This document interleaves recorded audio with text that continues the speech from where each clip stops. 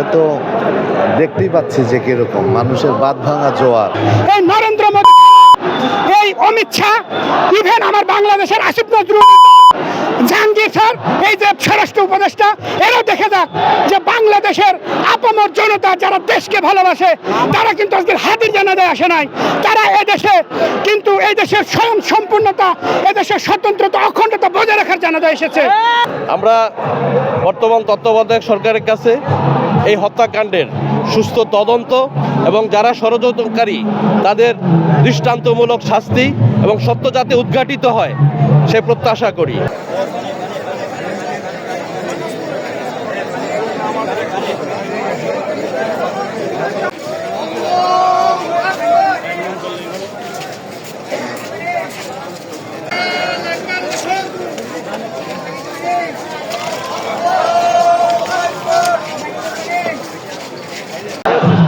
এখানে আসার কারণ আপনারা সবাই জানেন যে সামান্য একটা ছোট্ট রাজনৈতিক দল, সামান্য, যেটা বড় বড় রাজনৈতিক দল বলতো, সামান্য ছোট্ট একটা রাজনৈতিক দল ইনকলাব মঞ্চ, সেটার একটা মুখপাত্র ছিল 30-31 বছর বয়সী আপনার ওসমান হাদি। তার জানাজা যে আওয়ামী সন্ত্রাসী আততায়ীরা তাকে যেভাবে মানে হত্যা করেছে, এই হত্যার প্রতিবাদ এবং তার জানাজা অংশগ্রহণ করার জন্য আজকে মানিক মিয়া এভিনিউ অর্থাৎ সংসদ ভবন এলাকায় দেখেন লোকে লোকারণ্য হয়ে গেছে। এটা কিন্তু শুধু হাদির জানাজা না কিন্তু ভাই, এটা কিন্তু মানুষ আজকে এখান থেকে প্রতিজ্ঞা নিবে যে বাংলাদেশ স্বাধীন দেশ, বাংলাদেশ সার্বভৌম দেশ, অসাম্প্রদায়িক দেশ। এই দেশকে নিয়ে আর কোনো রাজনৈতিক দলকে আমরা ভারতের দাবিদারি করতে দিব না। এটা আজকে কিন্তু এই দেশের মানুষ প্রতিজ্ঞা নিবে। আপনি দেখেন, আমি আমার বাবার মুখে শুনেছিলাম, বাবার মুখে, যে শহীদ প্রেসিডেন্ট জিয়াউর রহমানের জানাজায় যে পরিমাণ লোক হয়েছিল সেই পরিমাণ লোক নাকি এর আগে বাংলাদেশের কোনো জানাজায় হয় নাই। কিন্তু মানে আমরা তো সেই সময় জন্ম হয়নি, এই সময় আমরা হাদির জানাজা ওই পরিমাণ লোক থেকে অনুপ্রাণিত হচ্ছি যে যারা সত্য, ন্যায় এবং দেশের কথা বলে তাদের কিন্তু বাংলাদেশের মানুষ ভালোবাসে, তাদেরকে কিন্তু অন্যান্য দেশ ভালোবাসবে না ভাই। কারণ হাদি দেখিয়ে দিয়ে গেছে যে শূন্য হাতে কিভাবে দেশের কথা বলা যায়। দেখেন আজকে ভারত যারা এই দেশের ক্ষতি করে, এই দেশের হাজার হাজার লাখ লাখ মানুষ মেরে ওই দেশে আশ্রয় নিছে, ভারত তাদের দাবিদারি করতেছে। ভারত যদি একান্তভাবে বাংলাদেশের পক্ষ থাকতো তাহলে ভারত বলে দিত যে আমি কোনো সন্ত্রাসী, কোনো খুনি, কোনো জুলুমবাজ, আমি তাকে আশ্রয় দিব না। কিন্তু ভারত কি করলো? ওই ফ্যাসিবাদের দোষরদেরকে আশ্রয় দিল। এতে ভারত প্রমাণ করলো যে ভারত বাংলাদেশের পক্ষে কখনো না, ভারত তার দাবিদারি যে করবে তার পক্ষে। সুতরাং আজকে যারা এখানে সমবেত হয়েছে এরা কিন্তু দেখিয়ে দিচ্ছে ভারতকে, এখানে অনেক আন্তর্জাতিক মিডিয়া আছে, এর মাধ্যমে ভারত এই নরেন্দ্র মোদী, এই অমিত শাহ, ইভেন আমার বাংলাদেশের আসিফ নজরুল, জাহাঙ্গীর স্যার, এই যে স্বরাষ্ট্র উপদেষ্টা, এরাও দেখে যাক যে বাংলাদেশের আপামর জনতা যারা দেশকে ভালোবাসে তারা কিন্তু আজকের হাতির জানাজায় আসে নাই। তারা এদেশে কিন্তু এই দেশের স্বয়ং সম্পূর্ণতা, এদেশের স্বতন্ত্রতা, অখণ্ডতা বজায় রাখার জানাজায় এসেছে। সুতরাং এই দেশকে নিয়ে যদি কেউ ছিনিমিনি খেলে, আমাদের যাদের রক্ত আছে, আমি কিন্তু একজন জুলাই যোদ্ধা, পুরো শরীর এখন স্প্লেন্টার, আমরা কিন্তু আবার হাতির মতন জীবন দেবো। আমরা 24 জুলাই আগস্টে যেভাবে হাসিনাকে বিতাড়িত করেছিলাম, ভারতের দালালি যারা করতে আসবে, খোদার কসম আবার জীবন দিয়ে এদের বিপক্ষে দাঁড়াবো। সে যেই হোক আমরা বলবো এই দেশ বহুদলীয় গণতন্ত্রের দেশ, এখানে আপনারা সবাই রাজনীতি করেন, কিন্তু আমার এই দেশের স্বার্থ নিয়ে, আমার দেশের স্বার্থের জন্য যদি আপনাকে চীনে যেতে আপনি চীনে যাবেন, মায়ানমারে যেতে হলে মায়ানমার যাবেন, পাকিস্তান যেতে হলে পাকিস্তান যাবেন, কিন্তু আমার দেশকে আর কারোর গোলামি দাবিদারি করতে দিবেন না।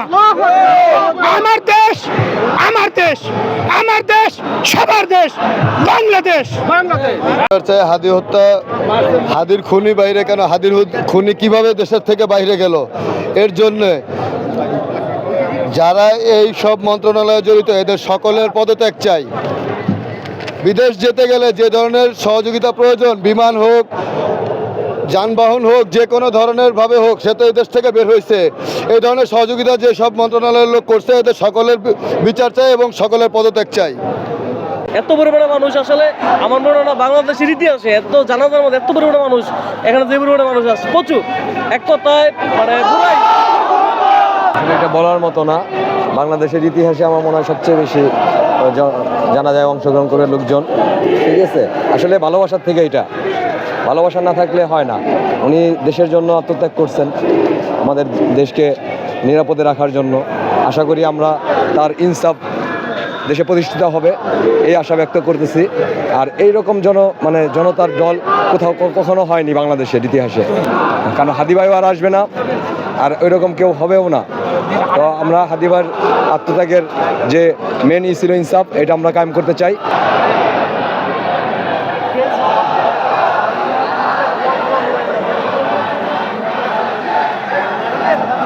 এটা অসাধারণ। আসলে এই যাবৎকালে যে সর্ববৃহৎ একটা গণজামায়াত অনুষ্ঠিত হচ্ছে, হাদি ভাই সত্যিকারে একজন প্রজ্ঞা এবং জ্ঞানী লোক ছিলেন। আমাদের দেশের জন্য, মাতৃভূমির জন্য সে দেশ এর জন্য জীবন দিয়েছে এবং গণতন্ত্রের জন্য মানুষের ভূমিকা রাখার চেষ্টা করছে।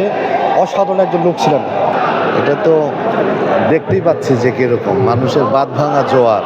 এখানে আবেগ একটাই কাজ করছে আর কি, হাতি। হাতি চাইলেই তো হতে পারবে না, কিন্তু হৃদয়ে ধারণ করতেছে আমরা হাতি। এটাই বাংলাদেশ।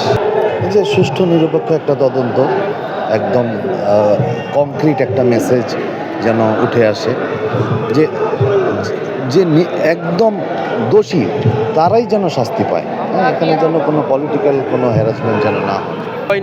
রাজিউন শহীদ ওসমান হাদির মৃত্যুতে মহান রব্বুল আলামিন তাকে জান্নাতবাসী করুক। আমরা হাদির এই ন্যায় প্রতিষ্ঠা, সত্যের পক্ষে কথা বলা এবং আধিপত্যবাদের বিরুদ্ধে একজন সোচ্চার 24শে আগস্টের যে অকুতোভয় সৈনিক ছিল, তাকে আমরা হারালাম। তার এই গভীর দুঃখ প্রকাশ করছি। আজকে লক্ষ লক্ষ মানুষ তার নামাজে জানাজায় উপস্থিত হয়েছে।